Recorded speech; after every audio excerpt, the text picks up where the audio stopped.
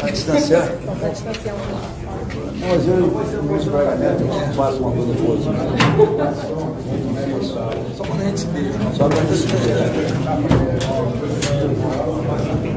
Abreu?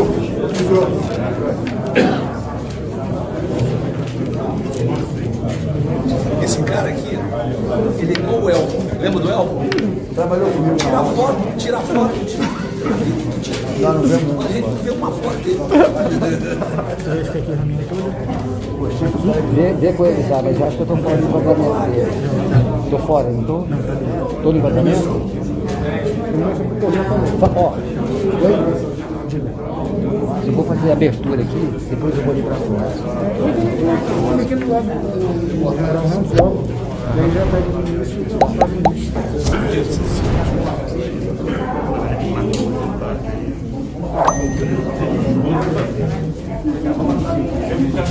Vai, vou ficar de lado lá.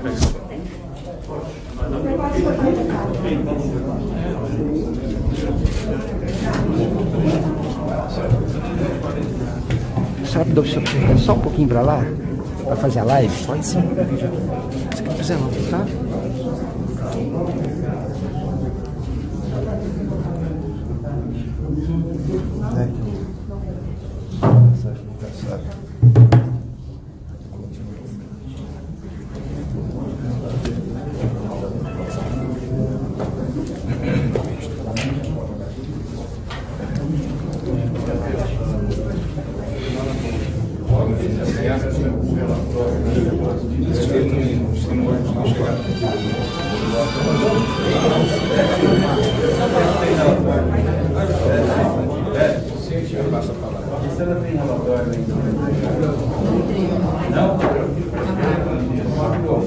Bom dia a todos. É um prazer receber aqui no Supremo Tribunal Federal, nesse salão nobre, o presidente da República, Jair Messias Bolsonaro, seus ministros que o acompanham, parlamentares e os senhores que representam aí o setor produtivo do Brasil. Então, dando as boas-vindas a todos. Teremos aqui a imprensa também acompanhando a nossa reunião, agradecendo a presença de todos. Então, passo a palavra ao presidente Bolsonaro. Bem, bom dia a todos. Prezado senhor ministro, presidente do Supremo Tribunal Federal, Dias Toffoli, muito obrigado pela acolhida, da forma carinhosa como o senhor nos recebeu aqui.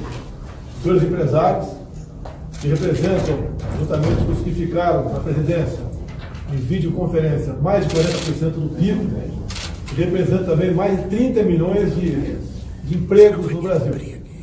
Senhores ministros, parlamentares, o objetivo da nossa vinda aqui.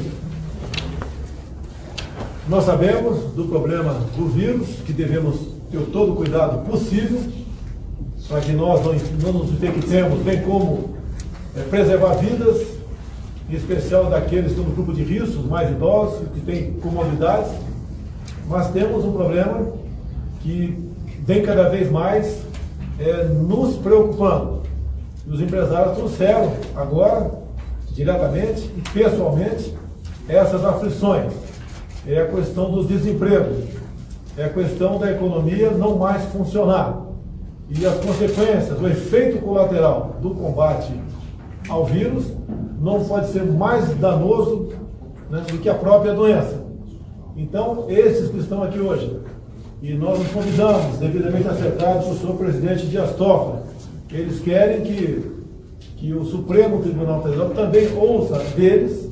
Temos aqui os representantes do Marco Polo, que representa esse grupo, do que está acontecendo, que nós juntos, que não compete o Executivo isoladamente, ou o Legislativo ou o Judiciário. Todos nós estamos aqui embarcados, né, buscando o objetivo de resolver esse problema, porque economia também é vida. Não adianta ficarmos em casa e quando saímos de casa não temos mais o que comprar em prateleiras. Não ter a roda da economia ter parado. Todos nós seremos esmagados por isso daí. Assim sendo, o objetivo da nossa vida aqui, e o Abra Palavra, eu sou o Marco Polo, representando esse grupo de empresários, para expor ao senhor ministro, presidente do Supremo Tribunal Federal, como é que está vivendo a atividade comercial no Brasil, bem como possíveis soluções, buscando sim, cada vez mais, nos unirmos para buscar solução para esse caso do vírus que obviamente atinge a todos nós. Obrigado. Presidente Toffoli, presidente Bolsonaro, ministros Paulo Guedes, Braga Neto, senador Flávio. Nós, presidente Toffoli, estivemos hoje com o presidente para tentar trazer uma fotografia daquilo que está acontecendo aí, naquilo que nós chamamos de mundo real.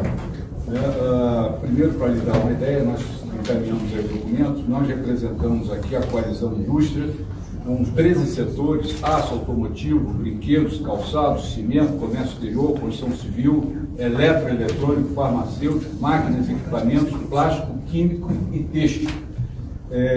Esses segmentos representam, presidente Toffoli, 45% do PIB da indústria, estamos falando em 546 bilhões de reais, 65% das exportações de manufaturados, 30 milhões de empregos diretos e indiretos e 250 bilhões em pagamento de impostos. E o que nós trouxemos aqui à presidência, presidente Toffoli, é a constatação de que os segmentos, além da crise da Covid, enfrentam uma crise de demanda que eu classificaria como profunda, severa, fruto, evidentemente, das decisões de fechamento por parte dos estados, de todos a movimentação na ponta, né? Então, nós temos hoje aqui uma situação, eu não vou me estender demais, presidente, mas para lhe dar uma ideia, o setor automotivo tem hoje 26 fabricantes parados, são 65 plantas paradas, 5.200 concessionárias paradas, o setor de máquinas e equipamentos com 47% das suas empresas fechadas, setor de cimento, 22 empresas paradas, e o meu setor aço, nós temos agora 12 altos fornos parados, né? E o mês de abril, presidente, foi o pior mês de venda desde 1995. Então, hoje, esses segmentos operam com uma queda de vendas no mês de abril em relação a março de 50%, estamos trabalhando com uma ociosidade de 60%. Então, essa fotografia, presidente, é uma fotografia que constata que existe aí a necessidade de que a gente comece a colocar roda para rodar, né? Quando normalmente a imprensa nos pergunta se não seria o caso esperarmos um pouco mais, 15, 20 dias, para poder atender às recomendações da Organização Mundial da Saúde, o que a gente procura dizer é que nós não paramos. As atividades essenciais, as atividades prioritárias não pararam. E não pararam os nossos colaboradores operando com total segurança e com total saúde, evidentemente que seguindo as regras e os protocolos. Então a nossa percepção é de que essa flexibilização já poderia ter ocorrido, evidentemente com todo o regramento necessário, de forma que a gente conseguisse voltar a ter atividade. A nossa grande preocupação é que a crise da Covid, a crise da demanda, ocasione uma crise social por conta da questão do desemprego, né? E essa é uma crise que a gente reputa também como extremamente importante, que precisa ser enfrentada. Então, eu acho que, em linhas gerais, presidente, seriam essas as informações. Eu estou à disposição para complementar qualquer outra informação. O Paulo Guedes vai falar bem, por favor. Bom, o presidente sempre alertou para essa segunda onda. A primeira onda era justamente como é que nós vamos preservar as vidas, com os protocolos que foram seguidos. E a segunda onda era essa, que é o colapso na economia. Nós conseguimos, através de várias medidas, por orientação do presidente, preservar vidas, seguindo primeiro o protocolo da saúde, mas também preservar empregos. Enquanto lá fora, nós temos notícias que em 5 semanas os americanos desempregaram 26 milhões de pessoas no mercado formal, nós preservamos 5 milhões e 500 mil empregos através dos vários programas que lançamos. Lançamos também o programa de auxílio emergencial, que já passou de 60 milhões de pessoas atingidas, para justamente preservar os sinais vitais da economia brasileira. Como disse o Marco Polo, a economia ainda está pulsando e os sinais vitais estão preservados por causa dessas camadas de proteção que nós lançamos. Agora, qual é a duração desse efeito? Nós temos aí 2, 3 meses que podíamos estar protegendo a economia, protegendo a renda das pessoas, mas a informação que nós tivemos, e que o presidente pediu então que os empresários viessem compartilhar com o Supremo, é exatamente que, embora nós tenhamos lançado aí 2, 3 meses de camadas de proteção, talvez os sinais vitais não consigam ser preservados tanto tempo. Talvez a indústria entre em colapso antes. Então, embora a gente tenha protegido e lançado todos os programas de crédito, isso, a verdade é que talvez não seja possível preservar os sinais vitais. E aí, em vez de nós sairmos como um urso que estava hibernando, que botou, na verdade, só atenuou o consumo de energia, preservando os sinais vitais, e quando sai da gruta, sai para caçar de novo, sai forte, talvez seja o caso de colapso total. Então, quando a indústria nos passou esse quadro, nós estamos sempre em contato com as indústrias, em contato com os serviços, sempre conversando com eles, e eles sempre disseram, olha, estamos conseguindo preservar os sinais vitais, agora o sinal que eles passaram é o seguinte, olha, está difícil, a economia está começando a colapsar. E aí nós não queremos o risco de virar uma Venezuela, não queremos o risco de virar sequer a Argentina. Entrou em desorganização, inflação subindo, todo aquele pesadelo de volta.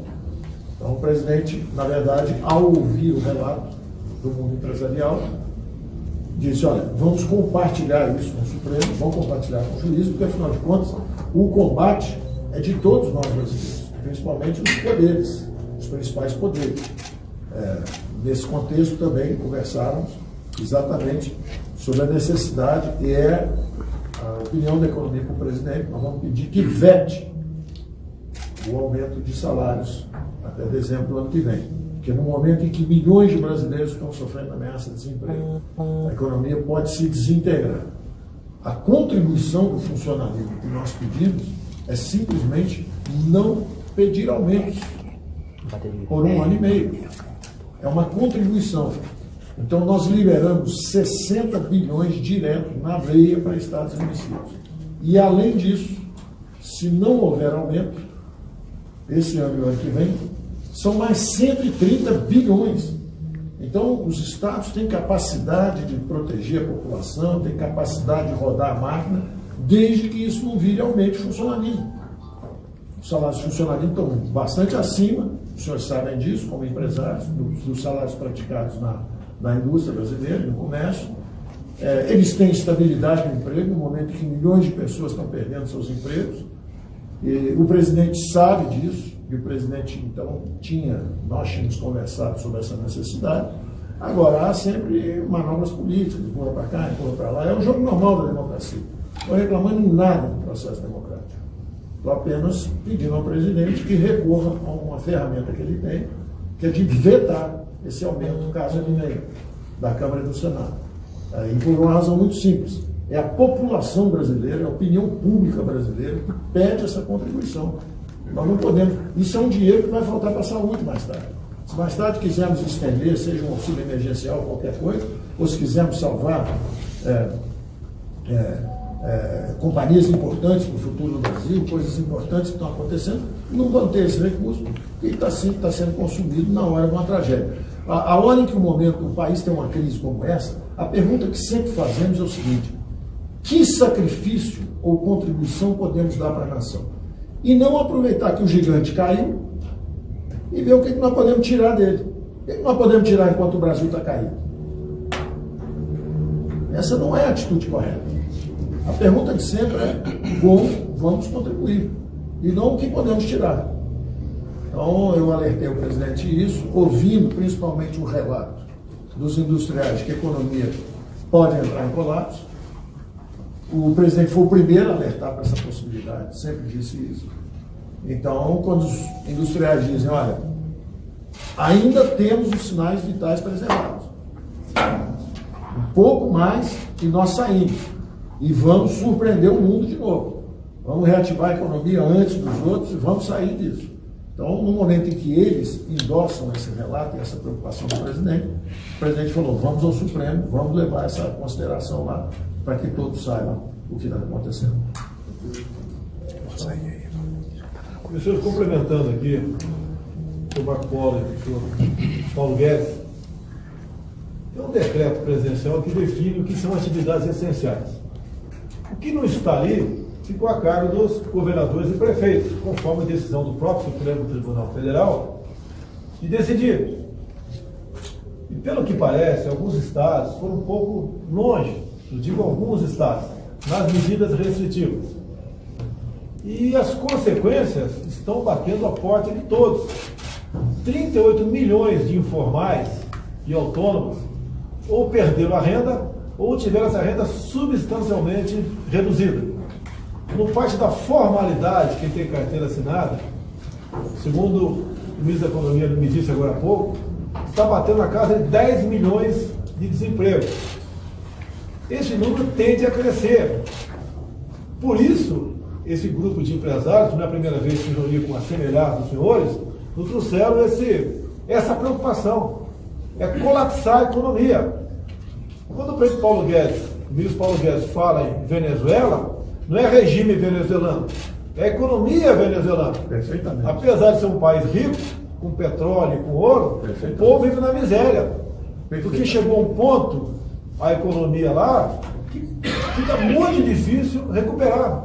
Então nós temos que tomar a decisão. Nós, chefes do executivo, chefes de poderes, né? Nós temos que decidir. Muitas vezes eu sei que o senhor Dias Toffoli toma medidas aqui, que ele sabe de um lado, de outro, ele vai sofrer crítica. E ele tem coragem de decidir. Assim é, da minha parte, tocante ao Poder Executivo. E assim também, em grande parte, o Poder Legislativo. Então a nossa união, a coragem que nós temos para enfrentar esse problema, é que pode evitar que o país mergulhe numa crise econômica que dificilmente poderá sair dela. Até digo ao senhor presidente Dias Toffoli, acabei de assinar na presença dos senhores empresários, agora há pouco, lá na presidência, né, um acréscimo no decreto de atividades essenciais, que é o da construção civil. Outros decretos eu assinarei nas próximas horas, com toda a certeza. Então, o clamor que os empresários trazem aqui para a Vossa Excelência, que obviamente tem um valor simbólico também, junto a todos no Brasil, é que nós devemos nos preocupar com vidas, sim, mas também com empregos. Porque economia é vida. Um país onde a economia não anda, a expectativa de vida vai lá para baixo. O IDH também. E nós queremos fazer com que o Brasil ocupe o lugar de estar que ele merece no mundo. E devemos tomar todos nós decisões, sejam criticadas ou não, mas bem intencionadas, calcadas na lei, na nossa Constituição, respeitando a democracia, respeitando a liberdade, porque nós temos um bem muito maior até que a própria vida, se me permite falar isso, é a nossa liberdade. Nós não podemos perder a liberdade no Brasil. Não podemos ver, mais cedo ou mais tarde, a continuar como está caminhando a questão econômica, assistir saques, assistir manifestações populares, que nós já vimos no passado, em situações que não eram sequer próximas a essa. Essa nós entendemos todos, que as medidas tomadas pela equipe econômica do Paulo Guedes, de socorro a empresas, do auxílio emergencial de R$600, entre outras, é que está mantendo a população numa situação ainda de equilíbrio, de razão acima da emoção. Então, senhor ministro, me permite, senhor presidente Dias Toffoli, a razão da vinda dos empresários aqui, que eu sugeri a eles, é exatamente isso. Todos nós, com o mesmo propósito, com o mesmo ideal. É o Brasil realmente voltar à normalidade. Preocupados com a vida, sim. Nunca não nos preocupamos disso, mas a questão do emprego, da economia, isso também é vida. Então, esse, senhor ministro, me permite, e eu agradeço muito a acolhida que o senhor nos deu para esse momento aqui dentro do Supremo Tribunal Federal.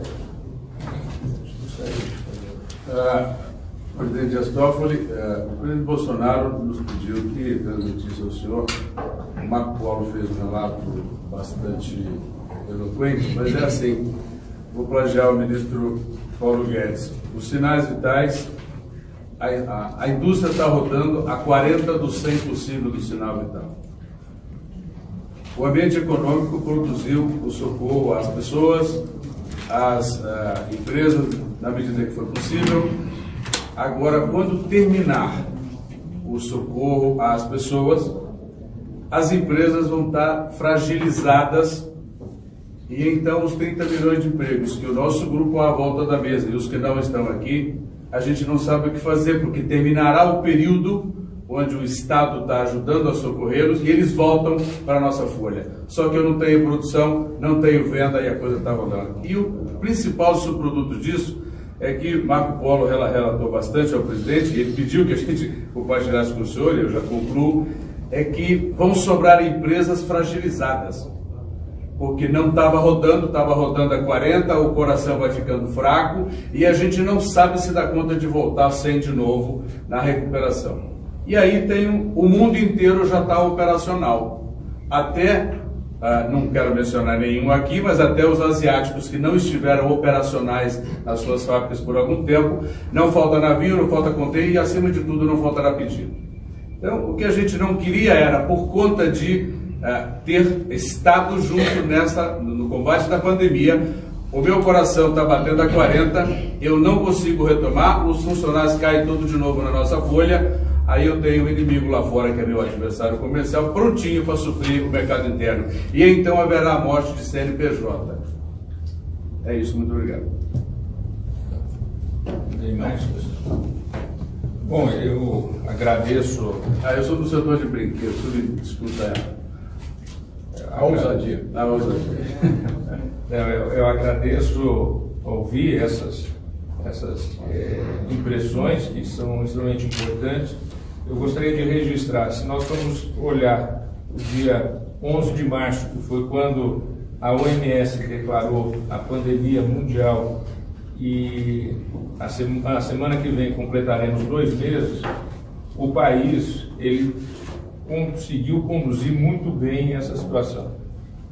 Apesar daquilo que aparece na imprensa, uma coisa aqui, uma coisa ali, a verdade é que as instituições funcionaram, os ministérios funcionaram, o SUS funcionou, as medidas que o governo adotou e o Congresso Nacional aprovou, ou adequou, ou melhorou, ou de alguma forma também sancionou, foram medidas extremamente importantes para que o país não entrasse nessa situação de uma calamidade pública que viesse a uma desorganização estrutural da sociedade. Então, em primeiro lugar, nós temos que olhar o positivo. E esse positivo, eu penso que funcionou e está funcionando. O que os senhores trazem aqui, com devida razão, é a necessidade de nós termos um planejamento. Isso eu até já disse publicamente em algumas entrevistas, já conversei com o presidente, com vários dos seus ministros, que é exatamente um planejamento que seja organizado na retomada da volta da economia e do crescimento.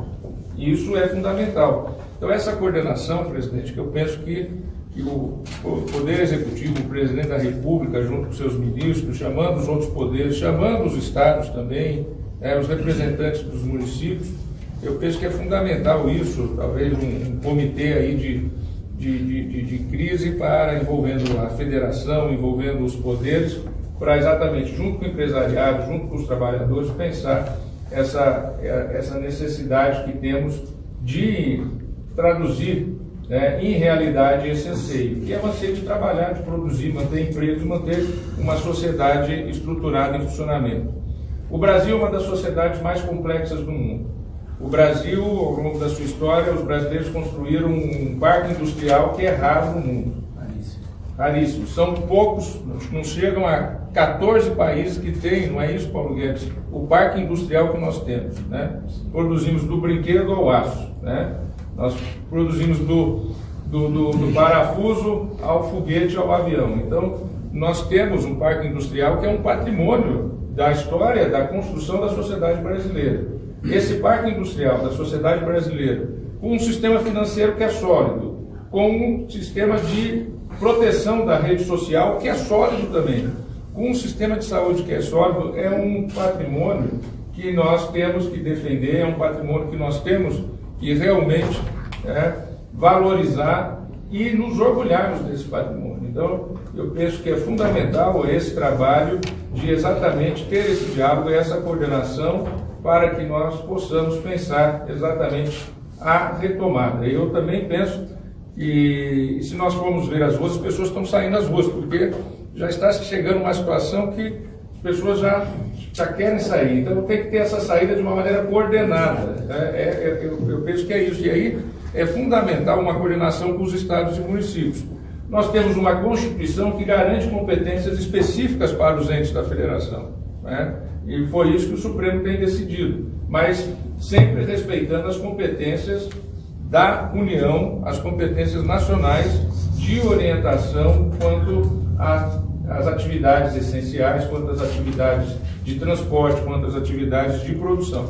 Então, eu penso que essa coordenação, presidente, é fundamental para esse tipo de planejamento, para esse momento tão difícil que o mundo todo passa, que o Brasil passa, que já passou 2 meses, parece pouco tempo, mas já são 2 meses que nós estamos e realmente temos que pensar esse momento. Presidente, quebrando o protocolo de parlamentação depois da sua fala, eu só acrescentaria um pequeno detalhe, presidente Toffoli, que é o sentido de urgência. Eu diria que a configuração, se a gente puder fazer uma configuração, é que a indústria está na UTI, né? E ela precisa sair da UTI, porque se não sair da UTI, as consequências serão gravíssimas, né? Nós temos protocolos de segurança e de saúde desenvolvido com o Ministério da Economia prontos, né? Os instrumentos todos para que haja flexibilização estão prontos. Então, era só deixar essa colocação final com o senhor de urgência da necessidade de sair da UTI e os instrumentos nós temos. E, de novo, eu reafirmo, todos os segmentos que operaram com segurança. Siderurgia operou, todos os setores. Aqueles que pararam por falta de demanda, em função das determinações regionais que foram tomadas. Era isso, comércio. Obrigado, presidente. Obrigado, excelente. Os empresários aqui, os nossos empresários, temos 8 aqui, mas quer mostrar para mim? A economia não pode parar, porque a economia também é vida. Recebi mais uma vez um grupo de empresários aqui na Presidência da República. Esse grupo é responsável por 45% do PIB nacional e responsável por 30 milhões de empregos. A indústria, a atividade comercial está na UTI. Não há mais espaço para postergar. O sentimento deles, ou melhor, o posicionamento deles é que a abertura gradual e responsável tem que começar o mais rápido possível. Caso contrário, podemos atingir situação de países que nós já conhecemos, que fica impossível a gente voltar a ser o que nós éramos em janeiro do corrente ano. Então, com esse objetivo, apelando à sensibilidade de todos, que a responsabilidade é de todos, é do Executivo, Legislativo, Judiciário, governadores, prefeitos, empresários, e buscar solução para isso. Então, eles vieram aqui mostrar ao senhor presidente Dias Toffoli, presente aqui nesse evento, o que realmente está passando a atividade econômica do Brasil. Aquela história, então, de que a economia deixa para lá, primeiro vida, não é verdade. Sempre disse que as duas atividades tinham que ser tratadas com responsabilidade. Então ninguém melhor do que o senhor Marcos Polo, aqui no momento, representando esses empresários, que fale um pouco com vocês, e depois o Paulo Guedes, para que todo o povo brasileiro entenda, né? Se bem que grande parte já está entendendo o que está acontecendo e para onde nós não queremos ir. O veto, presidente, o senhor vai vetar o reajuste do funcionalismo? Marcos Polo aqui, Marcos Polo com a palavra aqui. Bom, o que nós viemos trazer ao presidente Bolsonaro e depois aqui ao presidente Toffoli é o fato de que nós da indústria, além do enfrentamento da Covid-19, nós estamos enfrentando uma severa, profunda crise de demanda ocasionada pelas decisões que foram tomadas, necessárias num primeiro momento, importante, de fechamento da ponta, vamos dizer assim, do comércio, enfim, das atividades. Trouxemos uma fotografia que mostra que no mês de abril nós tivemos uma queda de vendas de 50% em relação ao mês de março, e a indústria, de uma maneira geral, está operando com 60% de ociosidade.